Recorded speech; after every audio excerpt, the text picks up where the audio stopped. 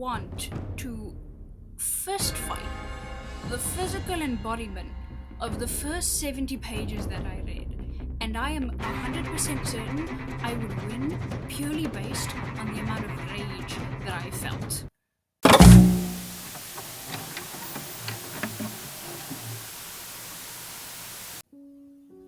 Hello, and as I can officially say now, welcome back to my channel, if you've been here before. So today I'm going to be talking about books, specifically most of the books that I've read in my lifetime, which isn't a lot because I started reading fairly late, I'd say. I think 4 or 3 years ago. So yeah, today we're doing a tier list of all those. Another thing before we start is these three are basically at the same level, just the readability is different. So, the first book we have here is not starting off very good. So it's Abandoned by Meg Cabot, who I don't dislike as an author. She wrote The Princess Diaries, which I have not read. I want to fist fight the physical embodiment of the first 70 pages that I read, and I am 100% certain I would win purely based on the amount of rage that I felt.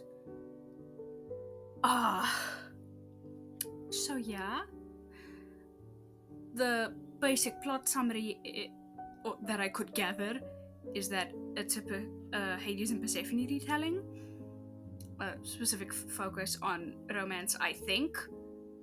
Probably. Again, only read 70 pages, then I stopped. The readability is actually very good. It's an easy read. It's not difficult. That is all that I'm gonna say about it. I'm gonna link that one YouTuber that does the video essays on the books whose name I forgot. Just because I think that they did a pretty good job explaining it. So, the next one is Fish and Chips by Yaku Jacobs, who I have done my own little book review on it, so I'm not going to talk about it too long. Yeah, I'm putting it in just good enough purely because I don't think it's as bad as Abandon. Damn it. So, this is actually kind of weird going from Fish and Chips to this, but The Strange Case of Dr. Jekyll and Mr. Hyde would maybe read again. The only reason it's a maybe is because the Victorian English confuses my little non-native English-speaking brain. I'm pretty sure most people know the basic plot summary of The Strange Case of Dr. Jekyll and Mr. Hyde. Yeah, I did actually very much enjoy it. It took me a while to actually start reading it, but once I did, I got through it pretty quickly. Next up is Phantom of the Opera. The only reason that I am putting this above The Strange Case of Dr. Jekyll and Mr. Hyde is because I think it was written in, I think, 1925, so the English is a bit more modern, and also was translated from French, so I'm not sure if that has anything to do with it. This is one of, I think, 5 now, technically, books on my shelf that could be classified as a romance. So the next book that I'm ranking is the first in I wouldn't say long series, but a series. This is it's actually a very funny story. I finished this book when I was at a family friend's house. It's like one of those books that it's, I think, the second like full-length novel that I've ever read. Or yeah, so it's kind of automatically just kind of up there with the books of all time for me, in my opinion. It's the Scarlet and Ivy, The Lost Twin, I think, by, oh my word, I can't, Sophie Cleverley. I keep having to look over at my bookshelf. Oh, that's embarrassing. She's literally my favorite author, and I forgot her name. Oh no. So I'm not sure if I should talk about it too much. Second funny story about this, I gave this to a friend's sister, and it made her cry because she was worried about what happened to the sister. So basic plot is two twins, Scarlet and Ivy. Scarlet is more assertive, Ivy is generally shyer. Ivy didn't get into this really, they wrote an entrance exam. Ivy didn't get into the really prestigious school that they both wanted to go to. Scarlet did, however, Scarlet goes missing, and so Ivy has to take her place. Not sure if that counts as spoilers, since it's revealed very early on in the book, I think. But it is very interesting. This is absolutely spoilers. They find her at the end, as you can see. So the second book is I'm not sure if it. Yeah, actually, I'm gonna put it up there because I think the way that the second book handles the effects that what happened to Scarlet in the first book, or like where she was, keeping this vague on purpose, that is very good, and like the mystery of how their mother connects into it starts, I think, in this book, or like you start to get hints of that, and that kind of very much picks up later on in the book. But more character development, or like character exploration for some of the different side characters starts here as well. So it's a very good sequel and also a very good book in its own right. Third book, I'm not gonna put them all up there. Third book goes, yeah, that I feel confident about that. Again, the new side character, well, I enjoyed her, and like how, again, there's a lot of the side characters do have depth and are explored very good, or very well throughout the series. I absolutely enjoyed that. Zelda and her relationship with the ballet teacher is very interesting to see. Again, would recommend this book. I finished this one. I finished it in a day and a half, maybe. It is very short, and I don't want to say filler, but like it has nothing to do with the school other than the characters from it. Actually, hold on. Yeah, from it are there. It's the shortest out of all 6 of the books, and also, again, very, very easy to read. I would read it again, purely again because it would go so fast. But again, actually, so the side character that gets explored the most in this book is Rose. She's introduced in the previous or the second book. Can't remember very well. I read this when I was like 12. Anyway. However, the character development that she goes through, where like she becomes more confident at the end for reasons that I'm not going to specify, gets completely erased in the next book, where she goes back to just being very shy.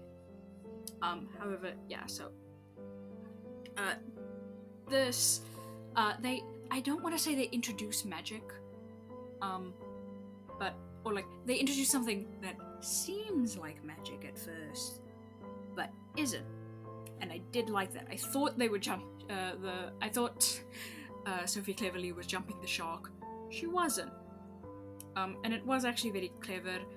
Um, I do want to say, when the new character got introduced, Ebony, the first thought that popped into my head was Ebony Darkness Dementia Ravenway. And I kept laughing at that. Well, like, whenever her name was mentioned, that is the only thing that I could think about. So there's that. And then, yeah, the sixth book, I thought the ending was okay. I don't feel any particular way about the, like, little twist at the end. Yeah, it's just, I don't dislike it. I'm not enthusiastic about it. It just kind of happened, and I'm okay with that. I think the ending suits the book. I think that it's a good end for a good series. Out of all of these, I think I recommend the Scarlet and Ivy the most, purely because it's very underrated as far as I've seen. Next, by the same author, is the Violet Mail. The Violet Veil Mysteries. This is, I think, not for. No, it is actually for older audiences. Technically, I think for like 10 and up. This one. It deals with death and just the concept of death, and murder is explicitly mentioned, though it's also explicitly mentioned, I think, in book 1 of Scarlet and Ivy, so it doesn't really make a difference with the age rating all that much. But the first in the series in this, yeah, Violet Veil is the first in the series, A Case of Grave Danger. I haven't bought the other two, unfortunately. And this is going to become a theme with these next two, unfortunately. Actually, there's a lot of, like, parts in a series where I haven't bought the others. So I'm going to treat this like a standalone. I enjoyed it. I was actually a little bit... it's embarrassing. I was a little bit confused at the beginning because the thing where the main character can talk to ghosts was confusing, so I don't want to say magic exists, but, like, I wasn't sure if it was just a very creative metaphor or if she was literally talking to the ghosts. I've come to believe that it's literal. So, Violet Veil Mysteries. Violet Veil, main character, wants to take over her dad's mortuary. She wants to be a mortician like her dad. But she can't because it's, I think, it's the 1800s, and she's a woman, or she's a girl, so she can't. There's a cute dog. There's, again, a murder mystery that happens. It's very interesting, and the murderer's motives are also very interesting, and I liked it. So, the next book, Pages & Co.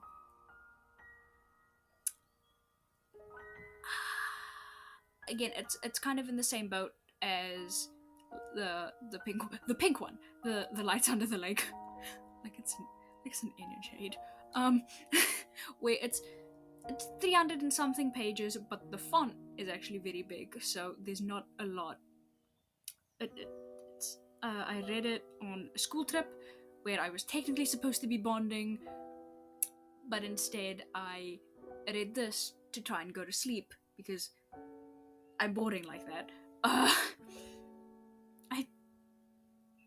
I probably won't read it again, honestly. That's kind of sad.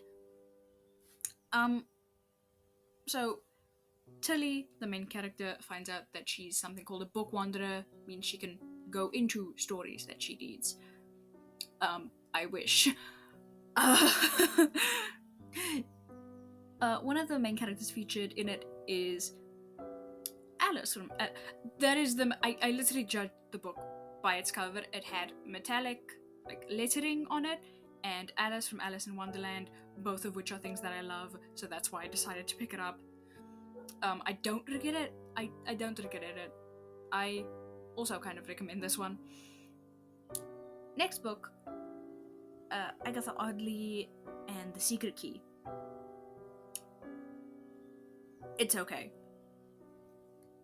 I I know I'm supposed to be giving plot summaries for these, but there is actually a fair bit I can remember from this. Agatha Oddly, she's obsessed with mysteries, mainly Agatha Christie, specifically the mystery surrounding the disappearance of her own mother. A bunch of stuff happens. She has a friend named something that starts with an L. I don't remember. It's first person, and the lettering actually, or like the way that she thinks, is shown through the actual typography, I think is the word. It's good. It's good. Nah, that's basically the entire review. It's good. So next is a series that I finished literally the day of recording. Not this book in specific, just the main series. Yeah, so that's going up there purely because I feel like people are gonna argue with me if I don't. And also, I personally feel like it should go up there. It's a very good introduction to the series and an introduction to the characters. I don't think I'm going to give a plot description of the frickin' Percy Jackson and the Olympians, the Lightning Thief. Man, I hate that movie. So next one, Sea of Monsters, is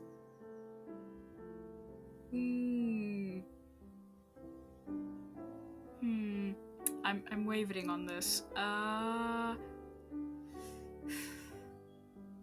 Yeah, it's a maybe. I actually have never, I think, reread a book before.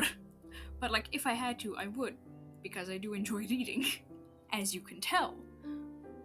So, Sea of Monsters is it's a good sequel, and again, it's a good book on its own. I just don't like rereading books. It is, I'm looking at it now. I think it is the shortest of the first series. So maybe I should. No, it's staying there. Titan's Curse.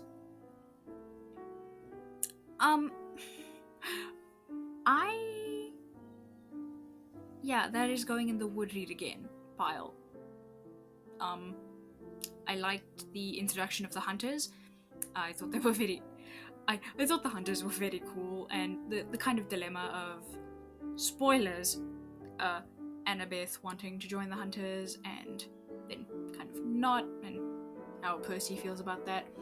I just enjoy Percy as a main character in general, and I think you do very much see how he changes throughout the series. I don't know with the next books. I don't know. I got the sources for the images in just from a bunch of different places. So it has that little white thing around it. Sorry. Battle of the Labyrinth. I'm gonna be using that keep left trick from now on if I ever get stuck or go to a maze willingly. I've never been to one. I don't plan on it, but I will be using that trick. Also, I like the twist. I had the complete wrong idea of just what the twist was going to be, so I enjoyed that especially, just kind of being proven wrong. So the last book, yeah, I'm putting it up there because this is the only book I think that's gone close to making me cry. I was at school and I was reading it during, I think, break, and I started tearing up. I didn't cry though, so I'm still trying to find number one, like what book is going to make me actually shed a tear. but this one got dang close. And I I want to talk about like what it was specifically the like Ethan me or like Ethan and me, the other unclaimed, don't let it happen again. Something along those lines. I don't remember how he specifically said it. If you know what I'm talking about, you know what I'm talking about. But wow, I feel like just you can tell how the characters have all kind of grown, both like in age and just as characters. It's very interesting to see. Uh, Also, I think Percy and Annabeth are cute together, so there's that. This is the 30. So this book is the 13 Curses, another kind of underrated one. It's it's a sequel. It's the second in the series. I only own this one. I don't own the 13 Treasures or the 13 Secrets. I just own this one, and from what I can tell, I love it. It's the longest book that I have read ever. It's 400. I think 440, like including acknowledgements. It's not the longest book on my shelf, like, oh, not the longest book that I own. That honor goes to the Iliad or Dracula. No, I think it's the Iliad.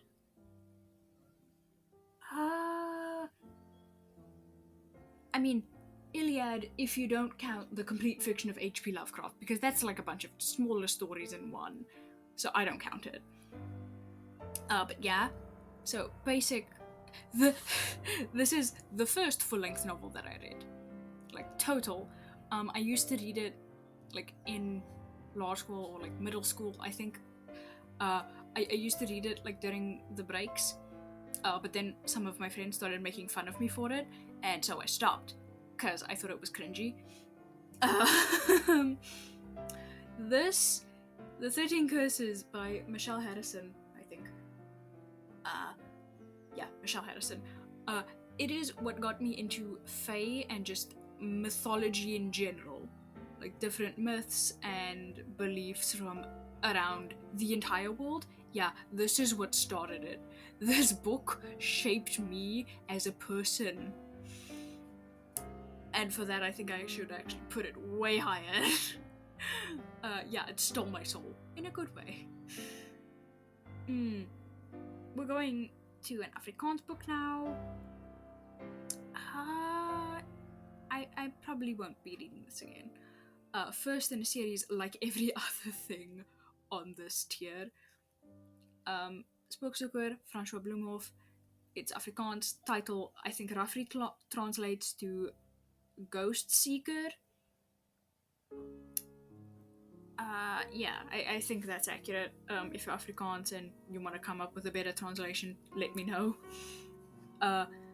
It was good. I really liked the characters in this. I think François Bloemhof is a very good character writer, and the way that he writes interactions between the characters is, as a teenager, in my opinion, accurate-ish. Some of the views just don't apply to my school. One of the main character's love interest's main conflict is that she's a very pretty and popular girl, however she's also very smart. She doesn't want to let people know that she's smart, because then they would think that she thinks she's better than them. I don't want to give too much personal information away, but my school is kind of a smart person school. Don't know how I got in, don't ask. So that's just kind of not an experience that I've ever seen somebody have, but it's interesting to read about. The internal conflict is very good. It's about a teenager who on his 14th birthday finds out he can see ghosts now, and he's something called a spookzoeker. His job now is basically go out, find a ghost, make them move on. And by make them move on, he has to fight the ghost, basically. However, once the ghost is gone, it takes something of his, basically of value. Spoiler, I made a joke, like in my little notes. It was a library book, I was using sticky notes, don't worry. About, oh wow, wouldn't it be funny if if a ghost secretly took one of his organs and he only found out because he had to go he passed out in the middle of class. A ghost actually took one of his kidneys. That happened. I didn't read ahead. So that is interesting. Again, very I think the girl character that I was talking about before was named Melissa. I very much enjoy the internal conflict that she has, and the main character's older brother seems very stereotypical at first, and then later in the book you do get more of these personal details about how he wants to show his girlfriend all of this affection in a genuine way. However, because he has this persona, he kind of has to put up this wall of, oh, this is how a guy like me is supposed to act, so I'm gonna act like this. I have a lot of opinions on this book. I think I'm gonna move on to our second last book, Secret Garden. One of the notes at the end is I want to read this to my hypothetical future children, or I want to pass the book that I have down my family tree. So yeah, good, would read again. Yeah, I think it deserves that spot. It's the version that I have is literally called a Scholastic Classic, so it deserves a plot summary. Still, oh boy, this does have some controversy around it because it was written by a British author, and it doesn't talk about the British colonization of India. It's just there, and not much reflection is given to it because, again, British author writing about India, and it's also a place that she's never been, so I have no opinion on that, really.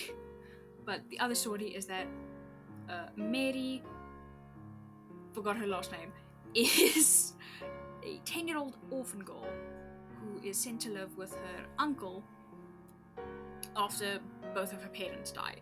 Her parents never really cared for her, and then she discovers a bunch of secrets and grows just as a person. It mostly through gardening, which briefly got me to fantasize about the idea of starting to garden again. Then I remembered that everything I touch dies. I just keep forgetting to water them. The only thing that I grow is weeds. Not weed, just weeds. Everything. We technically have narki, or I think tangerine in English, tree. It came with the house. I didn't plant it. We also don't pick any of the fruit. It just, the cycle of nature just happens. So moving on to our last book of the video, Raven Winter, by Susanna Bailey, I think. This is a tough one for me because this book, it made me very sad. Not I'm gonna cry sad, just wow, the world kind of sucks and I feel bad now. Kind of sad. However, again,